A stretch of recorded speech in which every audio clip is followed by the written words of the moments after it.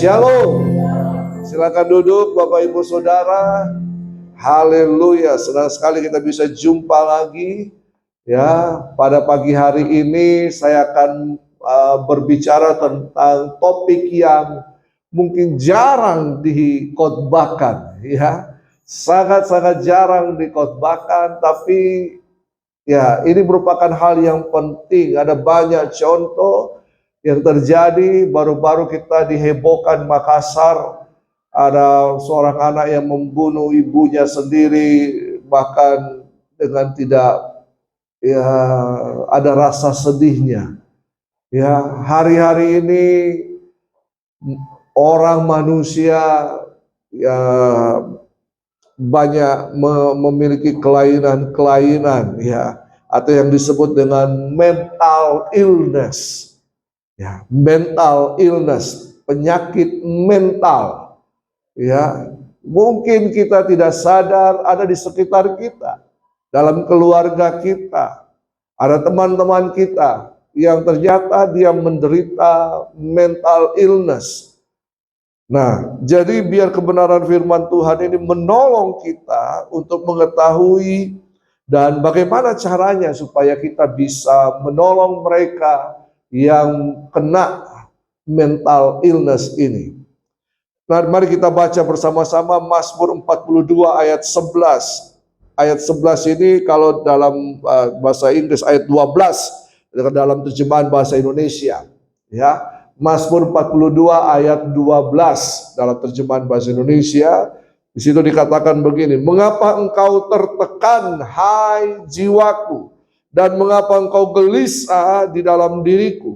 Berharaplah kepada Allah, sebab aku bersyukur lagi kepadanya, penolongku dan Allahku. Mazmur berkata, mengapa engkau tertekan, hai jiwaku? Tertekan. Nah, penyakit mental kebanyakan atau pada umumnya disebabkan oleh tekanan kejiwaan. Apa yang ada di dalam jiwa? Pikiran, perasaan, dan kehendak. Ya. Nah, dikatakan mengapa kau tertekan, hai jiwaku, dan gelisah dalam diriku. Nah, kita akan melihat sebentar ada hal-hal yang ada pengelompokan mental illness ini, ya. Tertekan, gelisah, tetapi sebenarnya dalam semua penyakit mental illness ini adalah keterputusan kita dengan Tuhan. Manusia itu diciptakan sempurna, baik, bahkan sangat baik. Tapi kemudian apa yang merusakkannya? Dosa.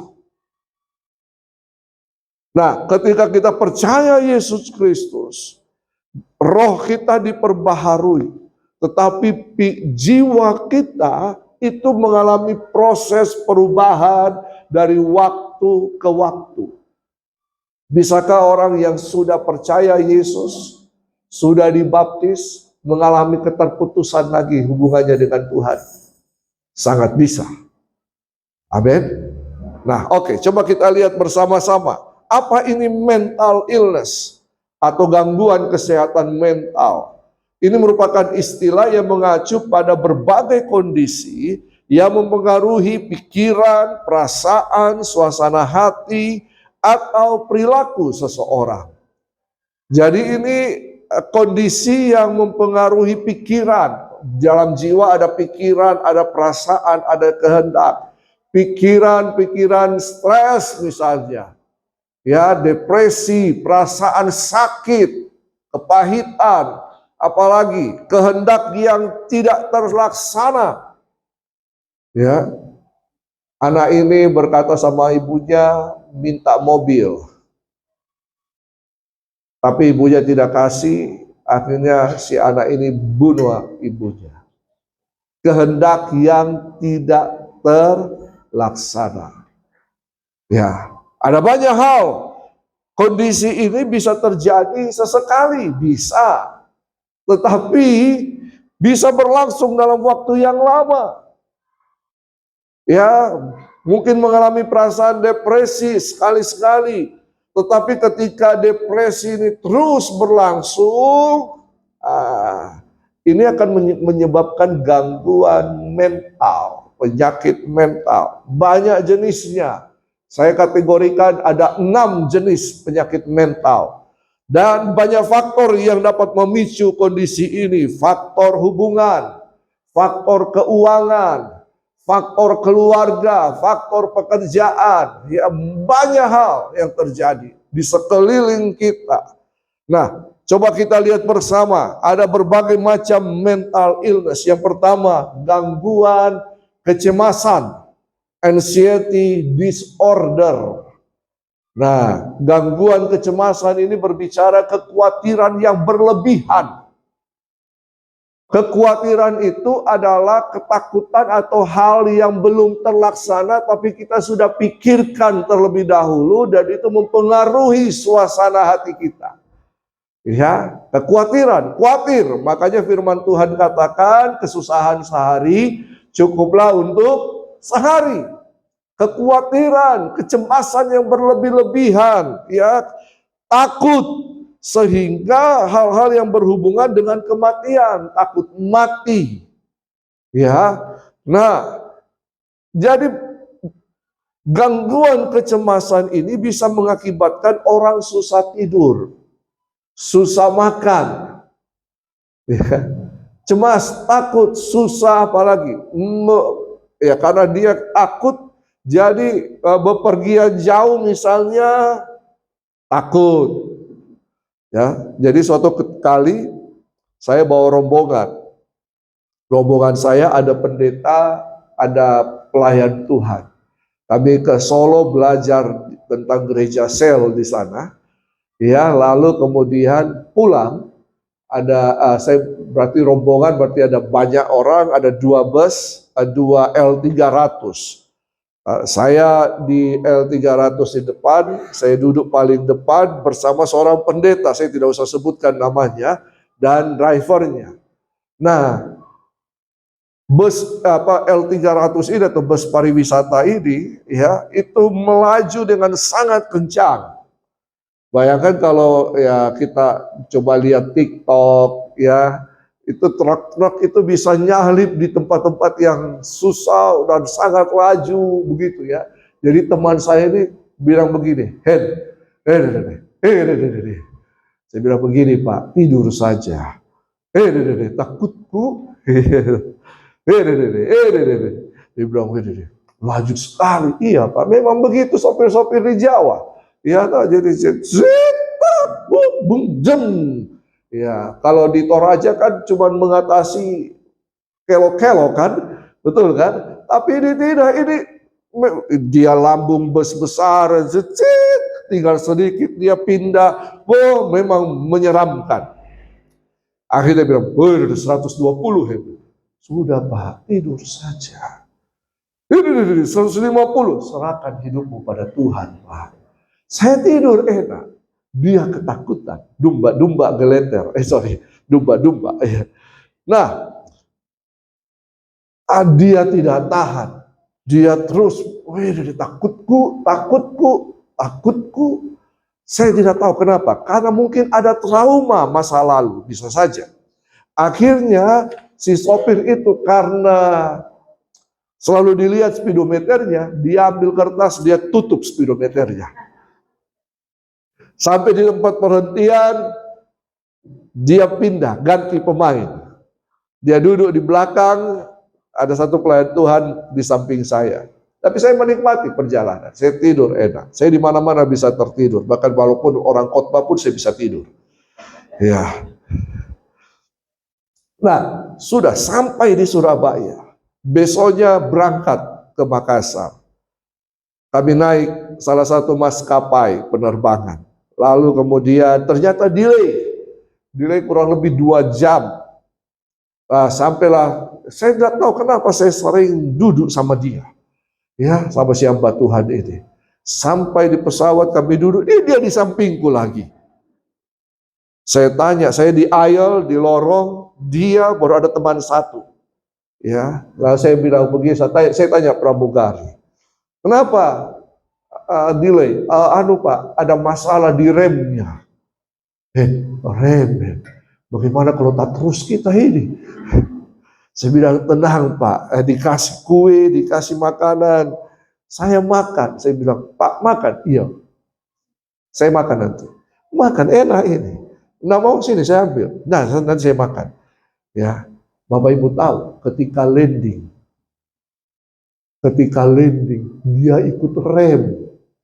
Dia pikir dia punya pesawat dia yang bawa. Jadi di kursi dia juga ikut rem, Pak.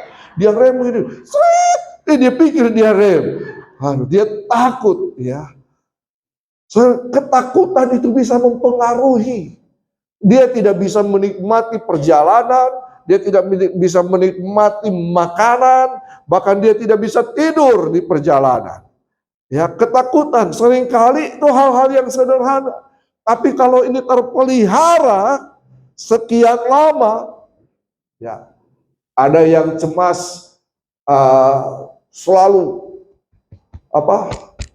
dumba-dumba itu duduk sedikit-sedikit, hati-hati, jantung bisa jatuh Bapak Ibu. Ya. Nah, banyak hal mungkin ada di sekitar kita, atau mungkin hari-hari ini kita sedang mengalaminya. Ya, takut yang tidak ada alasannya, khawatir yang tidak ada alasannya, kecemasan yang tidak beralasan. Ya, nah, dan ini juga mengganggu kehidupan sosial, hubungan demi hubungan. Ya, bahkan juga mengganggu kreativitas, produktivitas kita. Kita tidak bisa kerja dengan baik karena susah tidur. Akhirnya kita tidak cukup istirahat. Kita tidak bisa berinisiatif, tidak produktif. Lalu yang kedua, gangguan mood. Mood. Ada orang yang mood-moodan. Ya, kalau dia lagi senang, dia mau ke gereja. Kalau dia tidak senang, dia tidak mau ke gereja. Ya, kalau dia lagi senang, wah, rumah happy semua. Kalau dia tidak senang, neraka di rumah. Ya, jadi ada terlalu sedih, tiba-tiba bisa berubah. Ya, dan ya itu disebut misalnya bipolar, ada yang istilahnya manik. Tiba-tiba bisa gembira yang berlebihan. Ya. Dia tertawa tiba-tiba, tapi bisa tiba-tiba berubah sedih yang berlebih-lebihan. Ini gangguan mental, depresi, gangguan suasana hati, emosional, bipolar. Ini termasuk dalam gangguan mood yang bisa berubah dengan cepat. Kita mungkin tidak memperhatikannya. Mungkin ada orang di sekitar kita yang bisa tiba-tiba sangat baik, dan tiba-tiba pada detik itu juga berubah, marah. Ada yang marah terus, ada tiba-tiba ada jemaat yang datang, shalom, dia langsung, shalom Bu, apa kabar? Padahal tadi baru marah keras. Ya, gangguan mood. Lalu yang ketiga, gangguan stres pasca trauma. Jadi mungkin pernah mengalami kecelakaan, pernah mengalami hal-hal yang traumatis. Ya, sehingga ketika berhadapan kembali ada gangguan.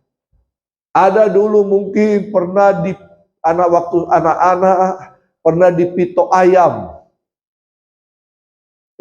Besar ketika ketemu ayam, takut dia sama ayam. Ada yang pernah dijatuhi cicak. Waktu kecil. Ketika besar, takut juga sama cicak. Ada mungkin yang macam-macam.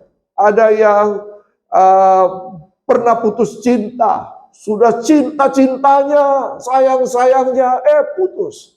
Akhirnya tidak mau menikah. Ini trauma. Iya, ini gangguan stres pasca trauma. Dulu diperkosa misalnya. Sekarang ketika misalnya yang perkosa itu dengan bentuk fisik A misalnya, Lalu kemudian ketika sekarang dia bertemu dengan bentuk fisik A, dia ketakutan. Ini gangguan. Ya, lalu ada yang namanya gangguan makan. Ternyata makan juga bisa membuat gangguan. Ya, gangguan makan. Pernah dengar kata anoreksia? Slide berikutnya. Ya, anoreksia. Anoreksia itu adalah orang atau ya ini biasanya di wanita yang mau tetap kurus, langsing, singset. Ya, bahkan biarpun kelihatan tulang-tulangnya dia bahagia. Padahal bagi bapak-bapak kalau agak cobok-cobok sedikit itu enak ya. Itu baik. Ini kelihatan tulang. Jadi kalau dia makan banyak, ya dia tidak mau. Jadi dia cuma mau makan sedikit saja. Misalnya kebutuhan kita satu piring dengan ini, dia tidak. Dia mungkin cuma satu sendok saja. Cukup bagi dia. Ada yang bulimia. Bulimia juga tetap mempertahankan kesingsetannya, kekurusannya, bodinya. Ya, misalnya, jadi kalau dia makan banyak, pada waktu itu dia langsung ke kamar mandi, koci mulutnya, supaya bisa muntah, mengeluarkan. Selalu begitu. Ini gangguan mental. Tapi ada juga yang namanya binge eating disorder. Makan banyak, tetap tidak dikasih keluar. Dia simpan baik-baik. Ya mungkin saya itu kali ya. Saya tidak usah puji orang, tapi mungkin saya kali ya. Haleluya. Saya begini nih, dulu saya kurus sekali. Tapi karena mertua saya dan istri saya sayang saya. Dulu waktu saya masih bangun hubungan sebelum menikah, mertua saya bilang, ih kurus sekali, nanti kalau kena angin terbang nanti. Jadi dia kasih makan saya agak banyak-banyak sedikit. Ya. Ini gangguan makan. Ada ya ini yang sekarang kita lihat banyak sekali. Skizofrenia. Ya. Ini banyak sekali. Tidak terlihat. Tapi banyak ada di sekitar kita. Jadi skizofrenia ini, ya frenia, bukan vernia. Frenia ini sulit membedakan mana kehidupan yang nyata dan mana yang mimpi. Dia suka berhalusinasi. Bahkan dia tidak bisa membedakan mana yang real, mana yang bukan. Nah, orang-orang yang mengidap penyakit mental ini, kalau sudah sampai pada level yang akut, itu dia bisa ada orang besar datangi dia, mau mencekik dia seperti itu. Nah, dari banyak kasus pembunuhan, kebanyakan ada anak kecil misalnya yang tiba-tiba dia merasa dirinya kayak raksasa begitu, lalu kemudian dia bunuh temannya sesama. Atau karena dia melawan, dia bilang ada raksasa, padahal itu temannya sendiri seperti raksasa yang ingin bunuh dia. Jadi dia melawan, akhirnya dia bunuh temannya. Nah, ini halusinasi, ya. Delusi itu beda, tidak bisa membedakan mana hal yang nyata, mana yang hanya halu. Manusia banyak halu nih, ya halu. Ya mungkin akan mengarah ke skizofrenia, orang yang merasa dan yang tidak. Jadi begini, ada orang yang merasa ganteng dengan yang memang ganteng. Mana yang baik? Ada orang yang merasa pintar dengan pintar memang. Ada orang yang merasa baik dengan orang yang baik memang tong dia baik. Tidak ada rasa-rasanya. Ada orang yang merasa rohani dan yang memang rohani. Dan kebanyakan orang yang merasa ini banyak bermasalah. Betul apa betul? Iya kan? Kalau orang yang dia memang dia ganteng, dia cantik, dia berbakat, dia pintar, dia jago, dia diam-diam saja. Tapi orang yang merasa ini bilang, saya lebih hebat dari dia. Orang yang merasa ini banyak bikin kekacauan. Ya, tapi saya lihat di tempat ini semuanya cantik, ganteng. Coba lihat kiri kanan. Coba lihat dulu, kamu ganteng papi. Kamu juga cantik mami. Gitu dong. Ayo, suami istri saling puji. Kapan kita pernah puji istri kita lagi? Ayo, ayo bapak-bapak. Ya, jangan melihat orang lain baru dia bilang cantik, baru istri kita yang lebih cantik dari dia, kita tutup mata. Ya. Nah, yang keenam, obsessive compulsive disorder. Ini merupakan kebiasaan yang terus berulang. Misalnya, suka cuci tangan. Sering-sering cuci tangan. Baru pegang ini, dia langsung cuci tangan. Baru jabat tangan, dia langsung cuci tangan. Ada yang begitu? Sedikit-sedikit nyisir. Orang rambutnya tidak masalah. Sedikit-sedikit kebiasaan, ini gangguan juga ini. Sedikit-sedikit bikin sesuatu yang sama berulang-ulang. Ada di sekitar kita? Banyak. Nah, kenapa sampai saya harus menyatakan ini? Karena mental illness ini dapat menghancurkan hubungan-hubungan. Orang yang punya penyakit mental itu selalu berfokus pada dirinya. Ya, dia. Dan kalau dia ada dalam satu tim, ini bisa menghambat pertumbuhan atau kemajuan. Nah, jadi mental illness bisa menghancurkan hubungan-hubungan.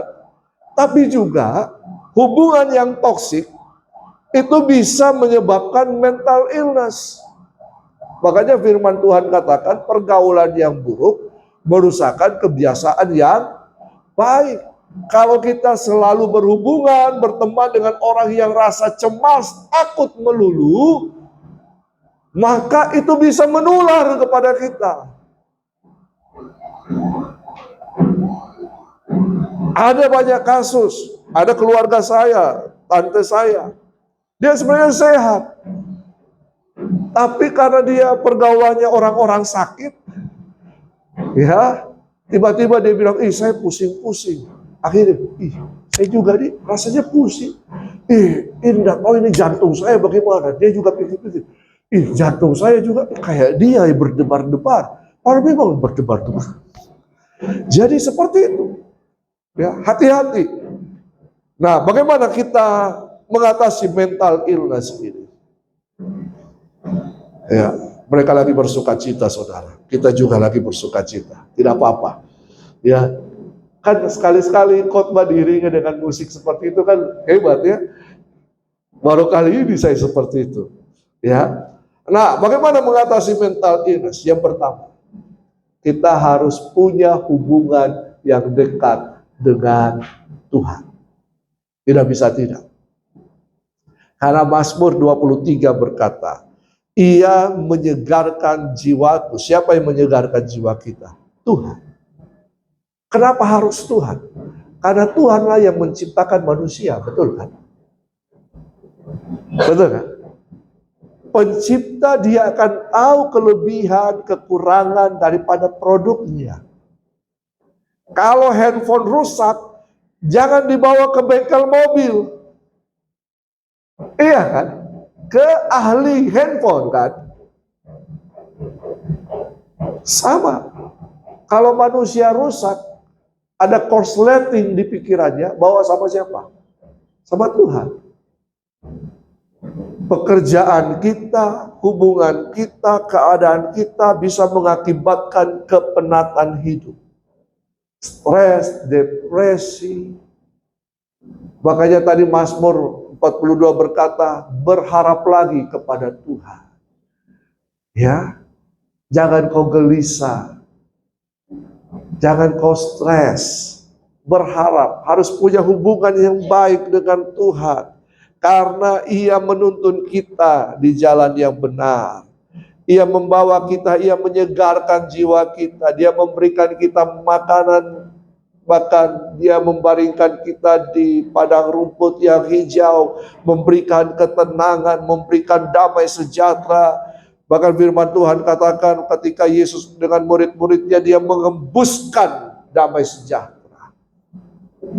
Kita perlu damai sejahtera. Siapa yang bisa memberikan damai sejahtera? Hanya Yesus. Nah, yang kedua, mental illness itu berhubungan dengan pikiran. Pikiran ini yang mengendalikan seluruh kehidupan kita. Jadi jaga pikiran kita. Jangan biarkan perasaan sakit hati, perasaan dengki, iri, semua kecewa, frustasi, depresi, stres, kemudian menguasai pikiran kita. Pikiran kita harus dikuasai dengan firman Tuhan. Mazmur 19 ayat 8, Taurat Tuhan itu sempurna, menyegarkan jiwa. Selalu bersekutu dengan firman Tuhan. Baca kitab suci, doa tiap hari, doa tiap hari, doa tiap hari. Kalau mau tumbuh, kalau mau sehat, mensana in corpore sano, dalam apa dikatakan, dalam tubuh yang sehat terdapat jiwa yang sehat, yang kuat. Tapi berapa banyak orang di rumah sakit jiwa sana, tubuhnya sehat, jiwanya bermasalah. Betul? Maka jaga pikiran kita. Karena pikiran ini akan menentukan. Kalau pikiran kita dikuasai dengan depresi, stres, sudah. Itu akan mempengaruhi hormon-hormon dalam tubuh kita. Dan ketika ada hormon negatif muncul, itu bisa mengakibatkan banyak penyakit. Ya, makanya firman Tuhan katakan hati yang gembira adalah obat yang manjur. Nah, yang ketiga, jika ada ganjalan hati, sakit hati, kepahitan, kekecewaan, kekhawatiran, dan sebagainya, lepaskan. Kalau ada orang yang membuat kita sakit hati, berdamai, rekonsiliasi. Kalau ada penyakit dalam kita, nah ini dia, kita harus berdamai dengan sakit itu. Kok bisa berdamai, Pak? Iya, berdamailah. Maksudnya begini, kita tahu kita ini sakit. Misalnya, saya tahu saya ini sakit. Misalnya, saya tidak stres, saya tidak uring-uringan. Tapi saya tahu kapan dia sakit ini bisa muncul, kapan tidak. Apa pemicunya? Ini harus kita tahu. Ya, saya berapa kali mengalami GERD. Malam-malam kalau tidur itu bisa tiba-tiba naik. Setelah saya cek, kenapa bisa seperti itu? Oh, ternyata saya golojo. You know golojo? Ya toh, malam-malam makan yang asam, yang pedis. Wah, saya kalau makan rica, lombok, itu bukan dicampur di kuahnya. Saya ambil setengah sendok, taruh di sendok, taruh di makanan itu, di sendok, taruh situ, baru saya makan. Jadi bisa satu begini, bisa habis setengah mungkin. Oh, berdamai itu begini. Jangan lagi makan itu kalau mau tidur. Itu berdamai. Sudah tahu itu bikin penyakit, jangan lagi dikorek. Itu namanya berdamai. Dan nikmati sakitnya. Kita sudah berdoa sama Tuhan, Tuhan, Apakah Tuhan bisa menyembuhkan? Iya, saya percaya dan sangat percaya.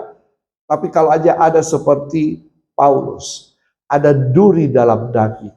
Dan kenapa harus ada itu? Supaya ini yang membuat kita selalu mengingat akan Tuhan.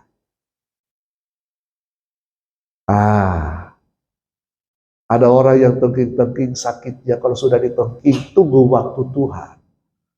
Ya, percaya. Dan kalau toh Tuhan belum sembuhkan kita sampai akhir hayat kita, bersyukurlah. Karena kita harus percaya, kasih karunia Tuhan cukup bagi kita. Tidak ada yang amin. Amin dong. Kita nyanyi dalam segala keadaan, dalam segala perkara, Tuhan itu baik. Kok sakit saya tidak sembuh-sembuh? Tuhan itu baik. Kenapa? Tuhan taruh penyakit supaya kita selalu ingat Tuhan. Tuhan baik. Kalau sembuh, belum tentu kita ingat Tuhan lagi. Ada kalanya harus seperti itu. Amin. Supaya kita sadar bahwa manusia ini punya kelemahan, punya kekurangan, tidak bisa menyombongkan diri di hadapan Tuhan. Nah, kalau mengalami mental illness, ada yang di sekitar kita.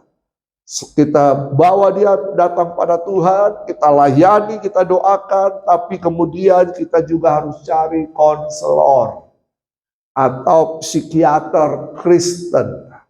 Karena mereka juga belajar tentang jiwa. Jangan malu pergi psikolog, psikiater. Jadi bisa sakit. Memang kalau sudah sakit, iya toh, daripada harus dipasung di rumah, dikurung di rumah, tambah jadi, lebih baik bawa ke konselor atau psikiater. Ya, sambil kita doakan. Ada banyak orang-orang gila yang kemudian dikonselingi, dilayani, didoakan, firman Tuhan disampaikan, pulih kembali. Ada teman saya di daerah Palopo sana, dia tampung orang-orang gila di gerejanya. Tiap hari disampaikan firman, ajak berdoa, dikonseling, ajak berdoa, baca Alkitab, isi pikir aja, waras lagi. Ya, nah yang terakhir, cari komunitas yang mendukung. Jangan gabung dengan orang yang suka kecewa. Jangan suka curhat sama orang yang kepahitan. Jangan bergaul dengan orang yang suka ragu-ragu.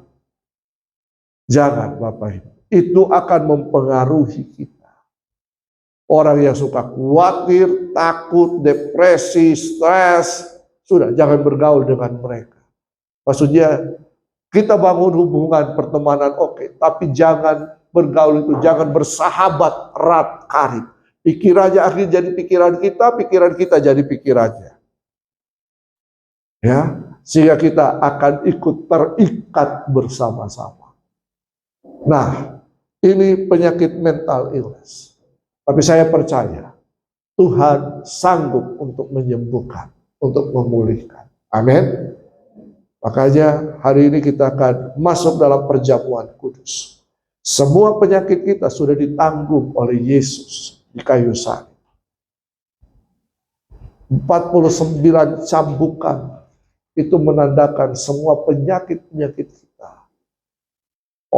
ditanggung di kayu salib, bahkan oleh bilur-bilur Yesus, luka-luka Yesus yang akibat cambuk itu, yang kemudian mengait di tubuhnya. Cambuk orang Romawi itu di ujungnya itu ada kawat, ya kayak pancing begitu. Jadi ketika dicambuk, tak masuk dalam daging, ketika ditarik, tak keluar dagingnya. Pengorbanan Yesus menyembuhkan kita, memulihkan kita. Amin. Kita harus percaya. Kita harus bersyukur untuk itu. Mari kita bangkit berdiri, kita akan berdoa bersama-sama.